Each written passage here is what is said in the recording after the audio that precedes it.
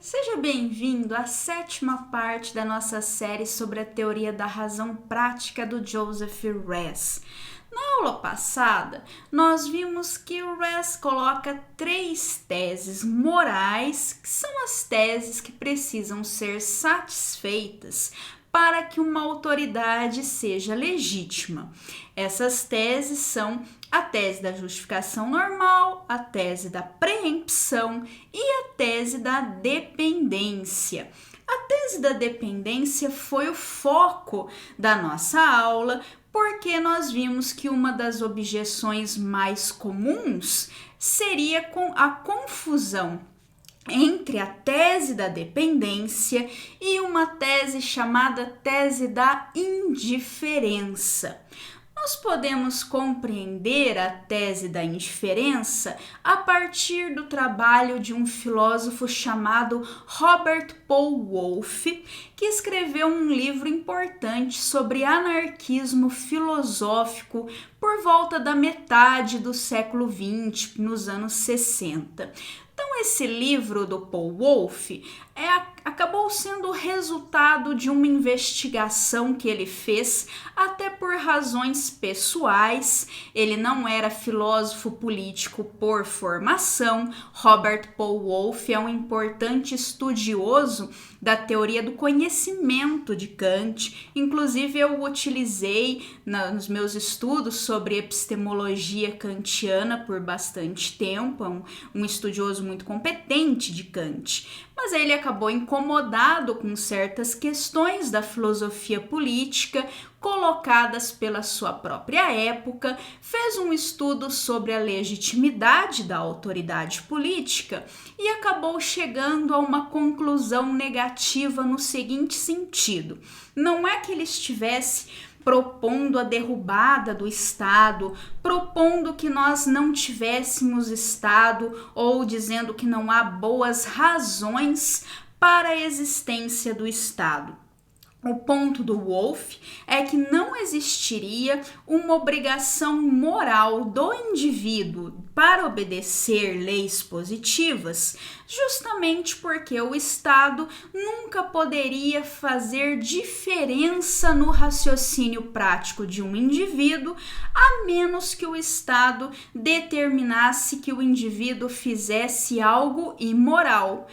Isso significa o seguinte: o Estado poderia, na melhor das hipóteses, se ele funcionasse bem, ser como um amigo que nos alerta para uma razão moral que nós não estamos levando em consideração devidamente. Nós já temos essa razão moral, ela já se aplica a nós, mas nós não estamos considerando essa razão como deveríamos no nosso raciocínio prático. Então, uma lei positiva pode nos levar a considerar melhor uma razão moral, mas ela, pela sua própria existência, não poderia criar para nós razões para nossa ação. Ela teria, então, uma mera função epistêmica, serve de evidência de que uma razão moral existe, mas não tem força normativa própria. Então, o Estado acaba sendo indiferente, porque ele nos leva a fazer aquilo que nós já temos razões para fazer, independentemente da sua existência. Ou isso, ou o Estado proíbe aquilo que não deveria proibir, nos obriga a fazer aquilo que não temos obrigações morais de fazer, e com isso o Estado não tem legitimidade.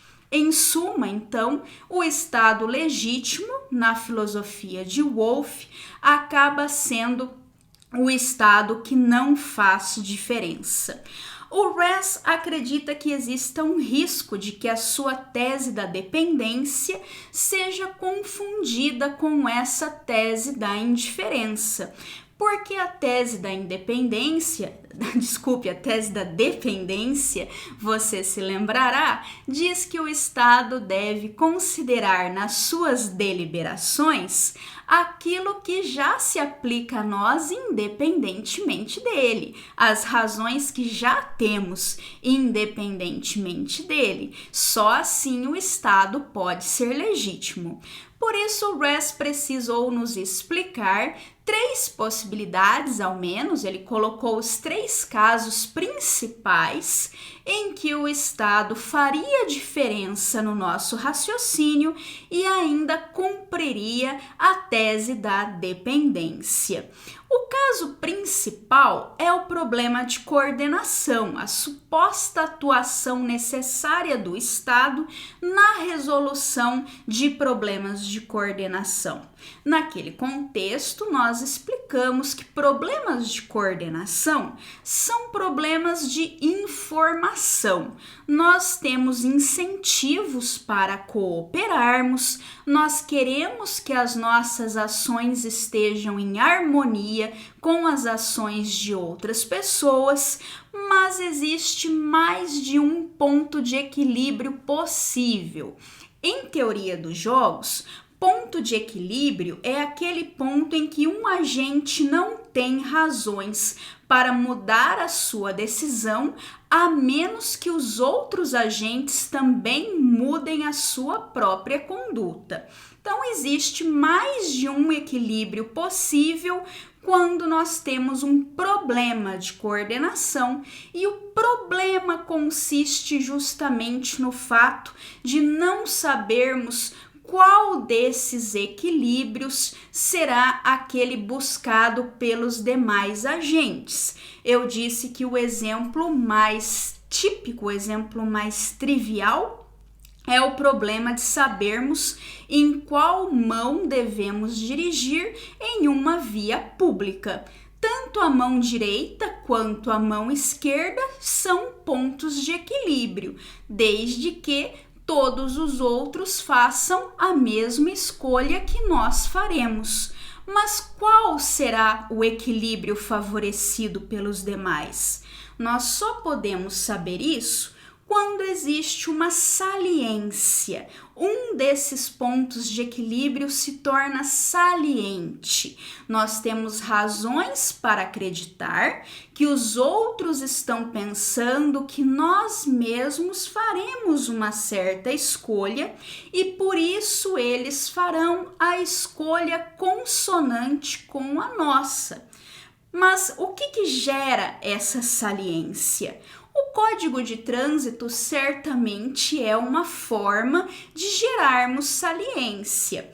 O grande problema com o argumento de Ress, como colocado neste momento no capítulo 3 de The Morality of Freedom, é que para gerarmos saliência, e a própria saliência não é uma razão preemptiva. Uma saliência é apenas uma razão mais forte de primeira ordem.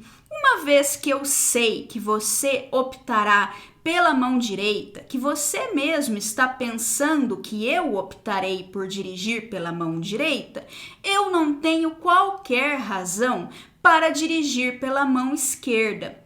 Então, a saliência, pressuposto que eu tenho incentivos para cooperar, pressuposto então que eu tenho razões para coordenar as minhas ações com a sua, afinal eu não quero colidir com você no trânsito, a saliência se torna a razão mais forte dentro do meu raciocínio prático.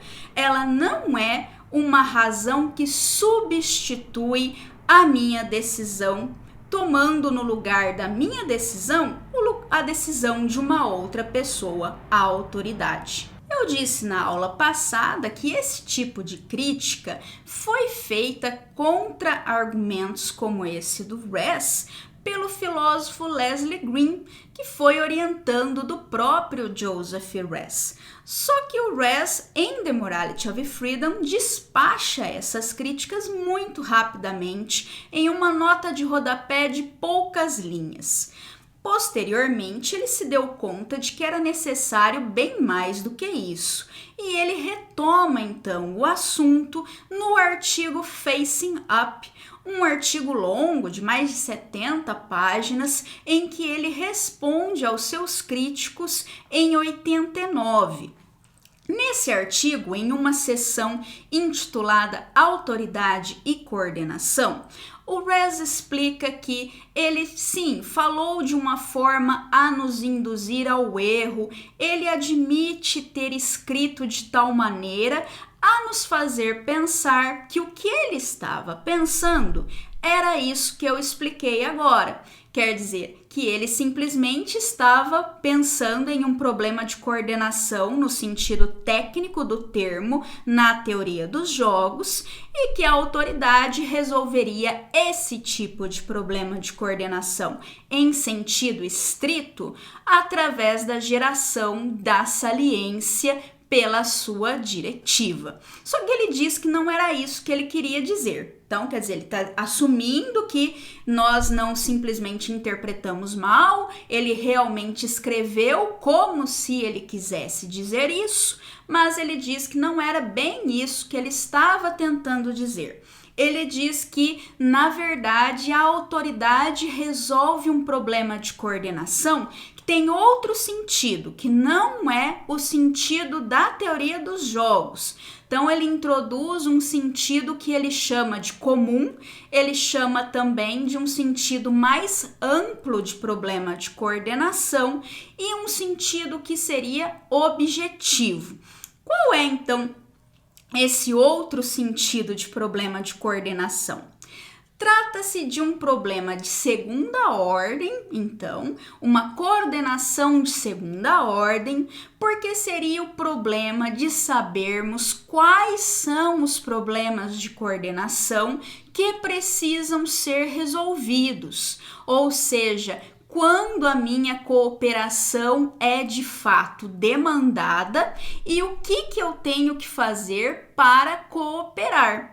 Nesse sentido, a autoridade teria mais expertise, ela teria mais conhecimento da sociedade como um todo, mais acesso a conhecimentos técnicos que permitiriam que ela resolvesse melhor do que eu esse problema de segunda ordem, então, quanto a quais coordenações nós devemos fazer, né? Qual coordenação de fato deve existir.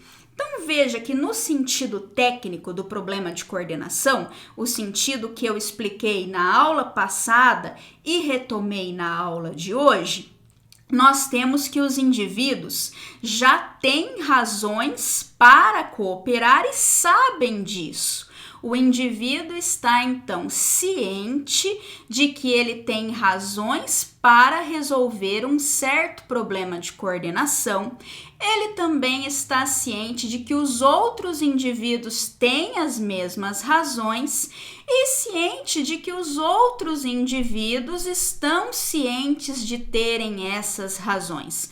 Por isso que o Res diz que o problema é simplesmente subjetivo, né? Um problema desses agentes descobrirem o que fazer para chegarem a uma coordenação que eles já têm a motivação de fazer. Eles já querem coordenar as suas ações, né? Agora, no problema que o Res está colocando no Facing Up, a grande diferença é que eu não sei qual coordenação eu devo resolver, que tipo de ação eu deveria adotar e que tipo de problema eu deveria tentar resolver. Então, nós deveríamos, supostamente, deixar para a autoridade a decisão de que problemas de coordenação devem ser os problemas que nós devemos resolver, tá? Qual é o problema que eu vejo com essa saída do Res? Quando se tratava de pensarmos a autoridade resolvendo problemas de coordenação em sentido técnico, o problema era justamente esse que eu apontei, de que a saliência não é uma razão de segunda ordem, a saliência não é uma razão preemptiva. Já com esse novo tipo de problema, nós temos dificuldades de ordem diferente, de uma ordem diferente. Então, o principal problema que eu gostaria de destacar aqui é o seguinte: já que a autoridade quer nos dizer quais são os problemas de coordenação que existem, né? Quais são os problemas de coordenação que nós precisamos resolver? Nós precisaríamos supor que a autoridade está protegendo um valor, existe um valor então visado por essa coordenação, e esse valor tem que prevalecer se ele conflitar com valores diferentes. Isso significa dizer que todas as coordenações promovem um determinado bem, correto? Se eu vou coordenar as minhas ações com as ações de alguém, eu tenho razões para fazer isso apenas se a coordenação promove um determinado bem, um determinado valor. Então, nesse caso, eu tenho justamente um desconhecimento dessa situação. Eu não estou pensando que eu preciso participar dessa coordenação e por isso mesmo, né, por hipótese, eu preciso da autoridade. A autoridade precisa me dizer para promover esse bem por meio da coordenação social, da cooperação social.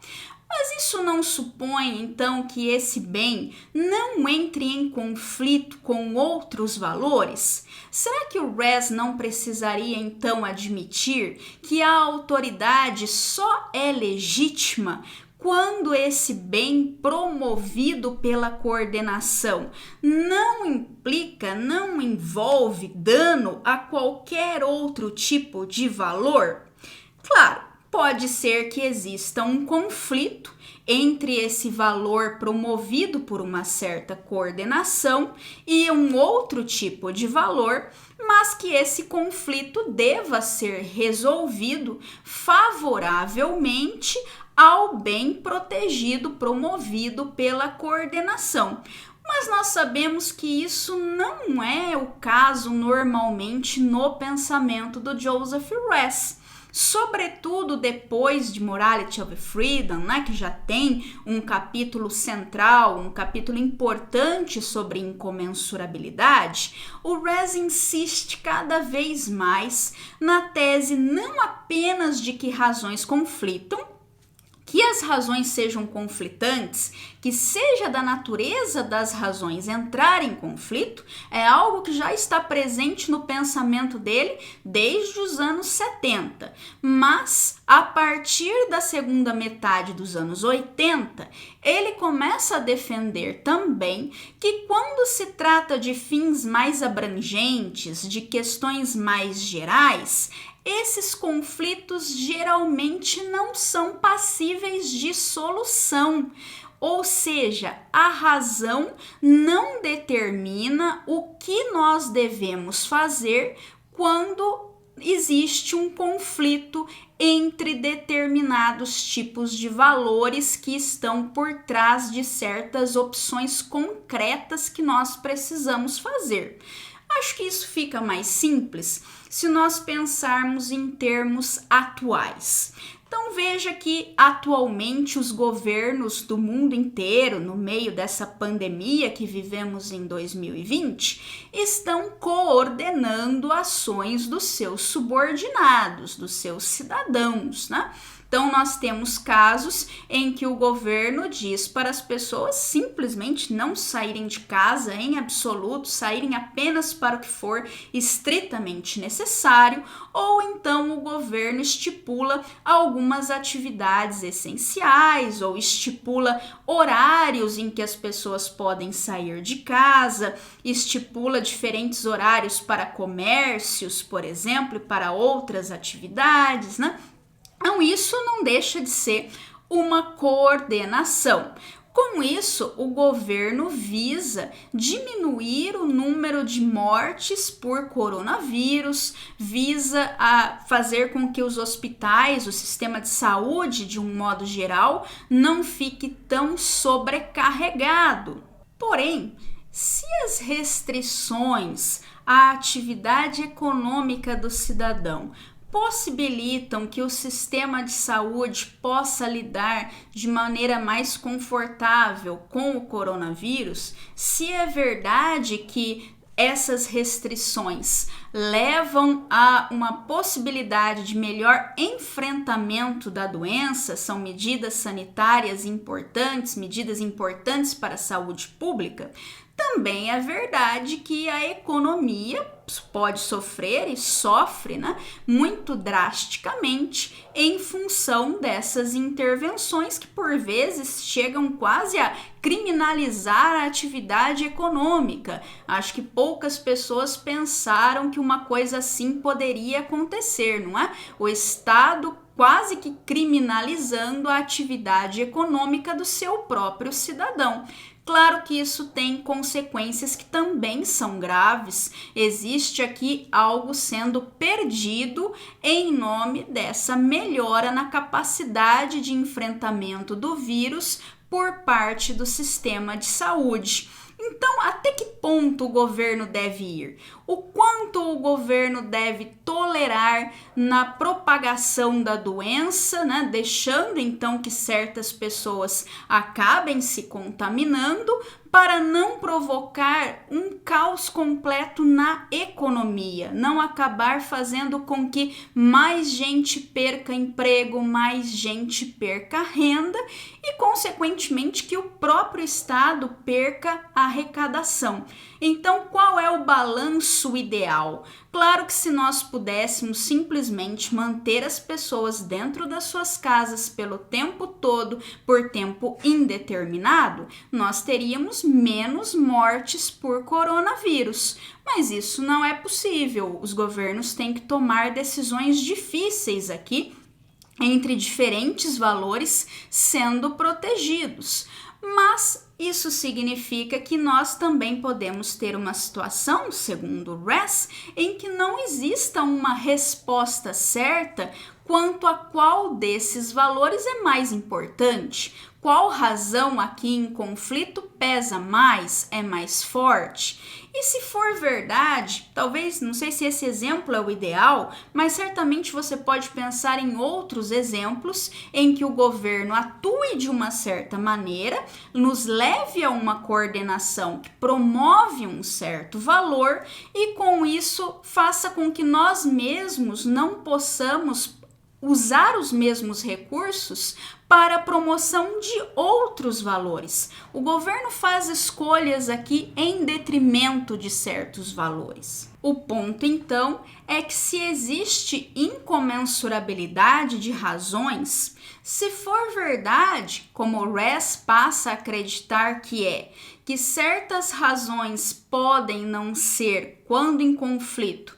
nem mais fortes e nem iguais em valor uma com relação à outra, então nós temos conflitos que não podem ser solúveis por uma maior expertise. O Estado não pode saber mais do que eu quais coordenações devem ser feitas, quais valores exatamente devem ser promovidos.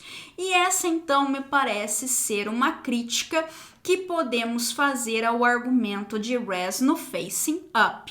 Em suma, então, como Ress passa a acreditar que a incomensurabilidade é um fenômeno abrangente do raciocínio prático, como ele acredita em incomensurabilidades significativas entre razões, ele acredita que justamente quando as razões são mais compreensivas, quando elas afetam mais dimensões das nossas vidas, elas tendem a conflitar de maneira insolúvel, por isso incomensurabilidade, ele não pode defender que o argumento mais importante para defendermos a legitimidade de autoridades seja o papel da autoridade na resolução de problemas de coordenação de segunda ordem, que são problemas justamente quanto a quais valores devem ser protegidos, alegando maior expertise da autoridade. Quer dizer, mais expertise em que se esses problemas são insolúveis, se objetivamente não existe resposta certa para eles. Então, eu particularmente continuo tendo problemas com essa justificação da autoridade por parte de Res. Eu continuo sem acreditar que ele consiga nos mostrar que a autoridade faz diferença no raciocínio prático.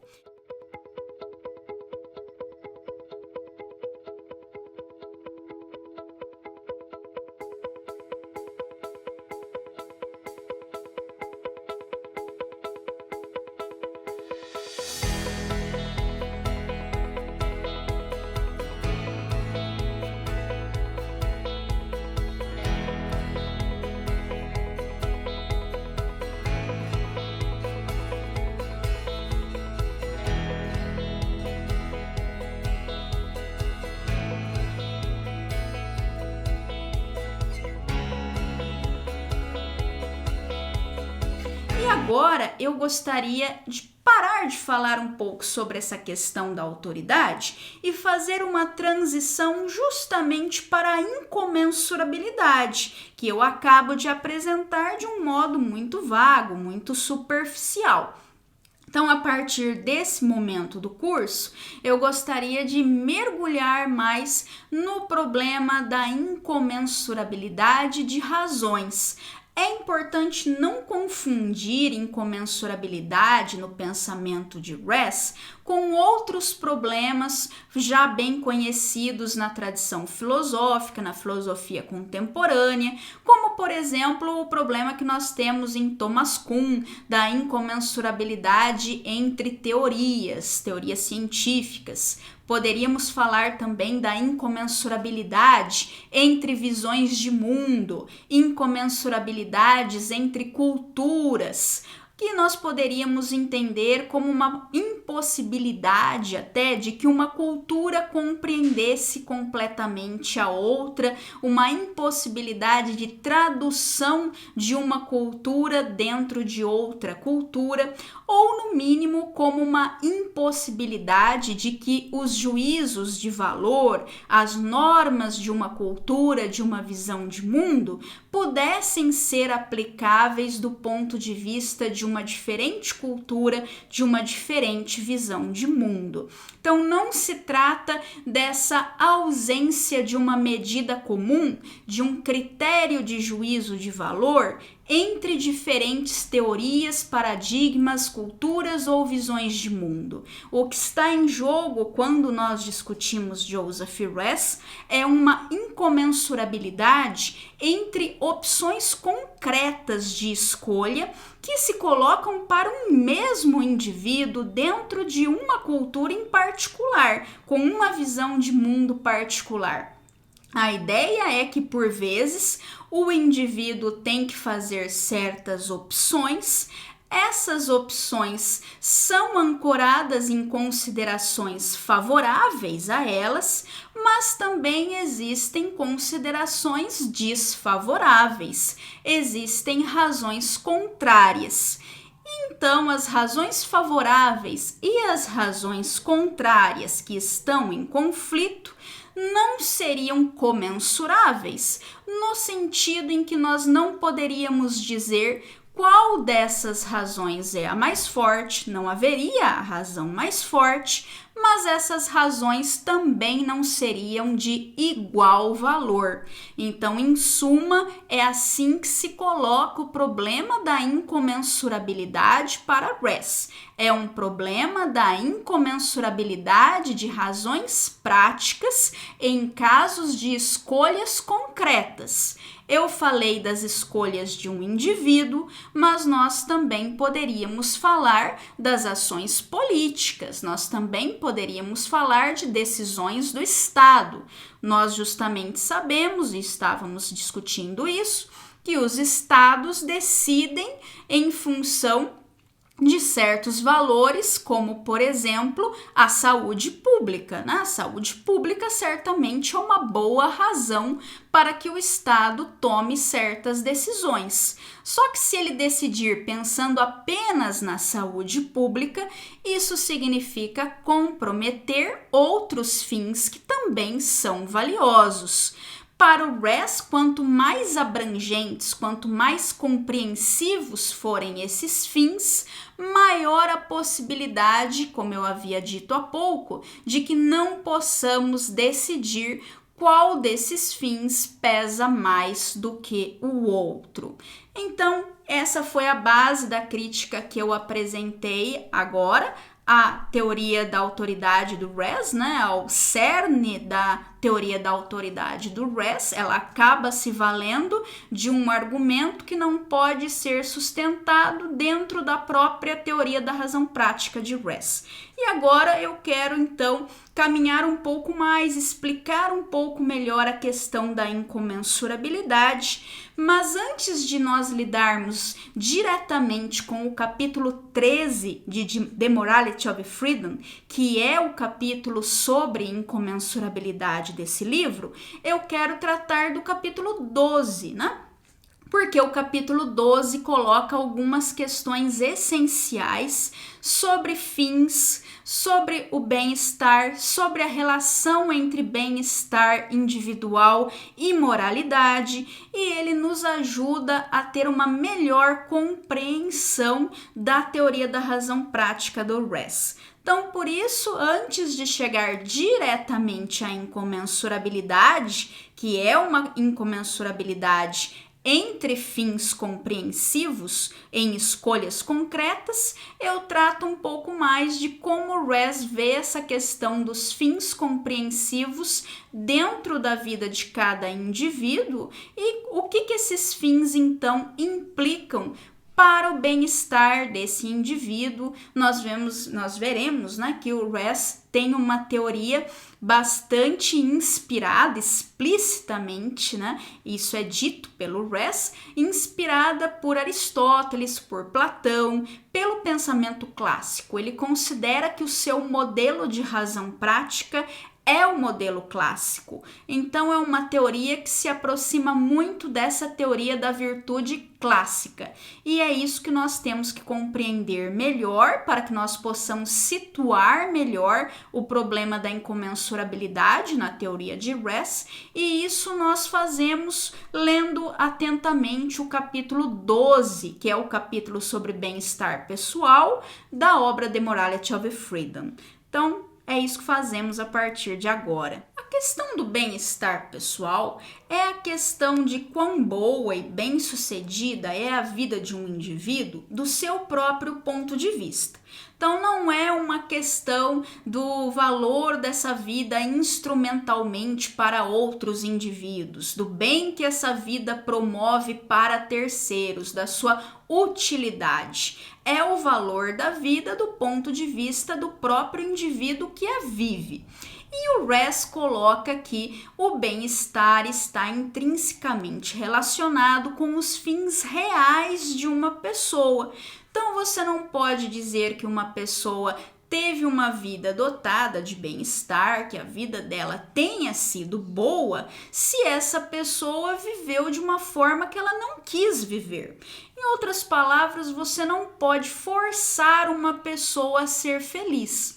Então, é verdade que para Res, se você for frustrado na perseguição de certos fins que não têm valor, isso não será uma adversidade para o seu bem-estar, porque realizar fins que não são valiosos não promove o seu bem-estar.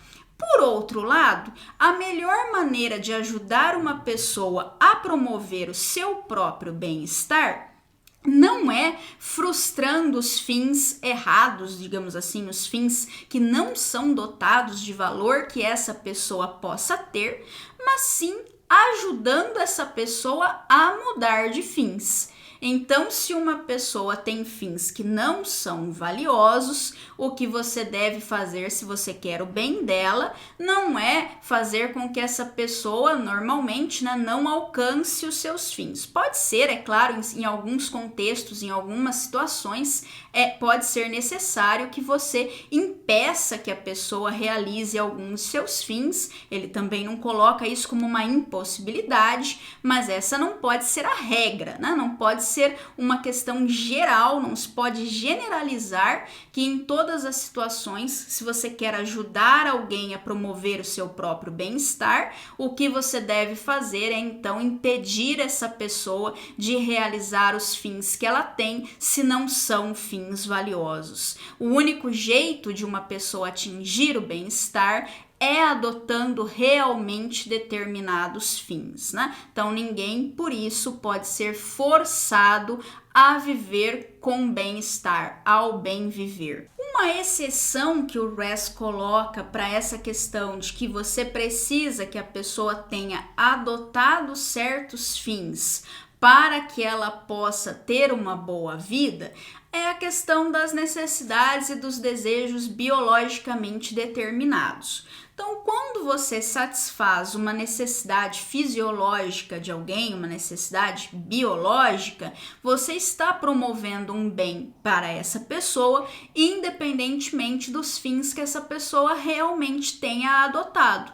Por exemplo, se eu estou sentindo calor nesse momento e você torna a temperatura do meu ambiente mais amena, se por exemplo você abre uma janela ou liga o ar-condicionado, você gera um benefício para mim, mesmo que eu não tivesse adotado esse fim de estar num ambiente com temperatura mais amena. Eu não preciso ter esse projeto, eu não preciso ter feito essa escolha ou mesmo ter esse fim de alguma maneira, porque nós também podemos ter fins que nós não escolhemos, né? No sentido de que nós não fizemos todo um raciocínio, toda uma deliberação prática para adotar cada um de nossos fins. Mas se nós mantemos um determinado fim, mesmo sem pensar muito nisso, o Res acredita que é porque nós acreditamos de alguma maneira que esse fim é valioso, que ele é sustentado por boas razões. Então, o fato é que eu não preciso ter um fim, eu não preciso ter boas razões sustentando um determinado fim, para que você possa me ajudar, para que você possa gerar um benefício para mim, quando se trata de satisfazer necessidades que são naturais, desejos que são naturais. Claro, pode acontecer de você até causar um malefício para mim se você agir no sentido de satisfazer uma necessidade fisiológica minha, se isso contraria um dos meus fins realmente adotados. Porque um ponto importante para Res é que eu também sou capaz de perseguir fins que estão em contrariedade com aquilo que é biologicamente determinado. Por exemplo, você pode escolher jejuar porque você acha que a longo prazo isso vai causar um benefício maior para o seu organismo. Então pode ser que ingerir um certo nutriente naquele dia seja algo favorável aos seus desejos biologicamente, fisiologicamente determinados, mas não está em consonância com um fim explícito que você tem. Você também pode estar fazendo uma greve de fome em defesa de certa causa. Nesse caso, você pode até acreditar que será para o maior malefício do seu organismo que você está fazendo essa greve de fome e, no entanto, é o seu fim favorecer essa causa e aí eu não estou prestando a maior contribuição para o seu bem-estar se eu acabo te nutrindo de forma involuntária. Suponha que você desmaie, por exemplo, e eu coloco lá um pouco de mel na sua boca para evitar uma hipoglicemia. Você não queria isso, não era esse o seu fim, você estava disposto até a morrer pela causa pela qual você fez essa greve de fome. Então, nesse caso, eu não estaria contribuindo para o seu bem-estar, supondo que essa causa seja boa, claro, que ela mereça a sua vida dessa forma. Então, eu não estou contribuindo para o seu bem-estar ao te alimentar, mas algum bem, mesmo que seja um bem mais fraco, eu estou fazendo para você porque eu estou satisfazendo uma necessidade fisiológica sua. Então, as necessidades biológicas e os desejos biologicamente determinados são os únicos casos de exceção para o RES, a regra de que, em geral, para nós promovermos o bem-estar de alguém, nós precisamos promover os fins que são realmente adotados por essas pessoas.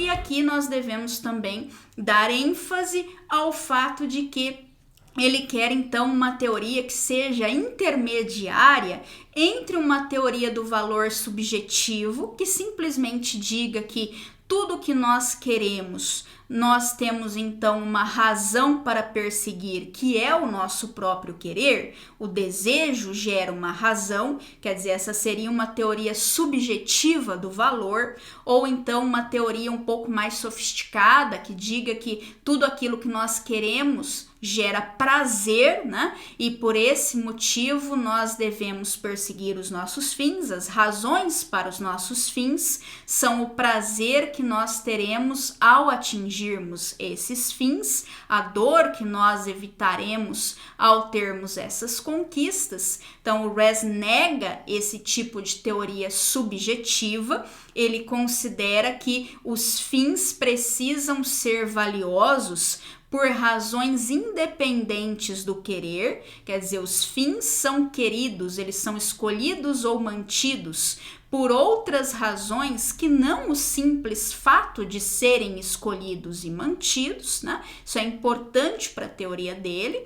Então, existem razões nesse sentido objetivas, independentes da vontade, para que nós adotemos os fins que adotamos, ou pelo menos nós precisamos acreditar em razões para que tenha sentido adotarmos ou mantermos fins, né? Então, não é uma teoria subjetiva, mas também é uma teoria que dá importância ao fato do valor efetivamente ser adotado como fim.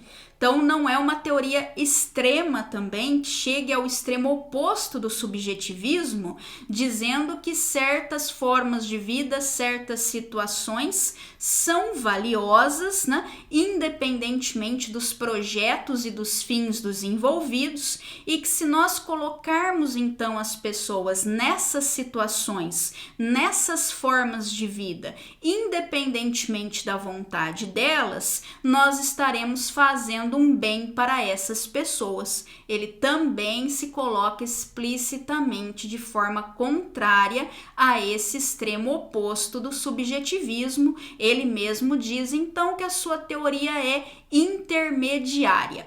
Então, em suma, ela é intermediária porque os valores não são subjetivos, o querer não é uma razão para aquilo que você quer, o prazer, a geração de prazer não esgota as razões que nós temos para aquilo que adotamos e mantemos como fim, mas também é necessário que valores e razões sejam efetivamente adotados como fins reais dos indivíduos, para que os indivíduos possam viver uma boa vida, para que eles tenham isso que ele chama de bem-estar pessoal.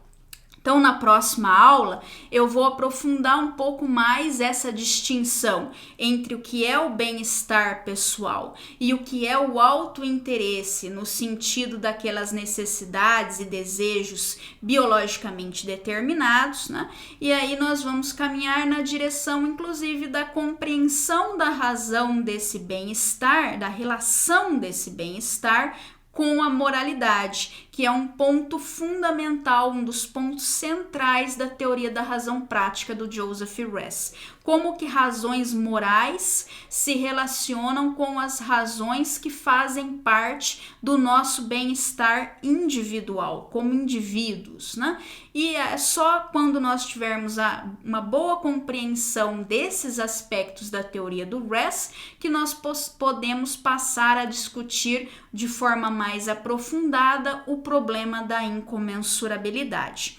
Portanto, na aula da semana que vem, eu vou me deter no capítulo 12. Vou continuar no capítulo 12 e só depois nós chegamos ao capítulo 13 de Morality of Freedom. Então, obrigada por terem assistido mais esse capítulo do nosso curso e até a próxima semana.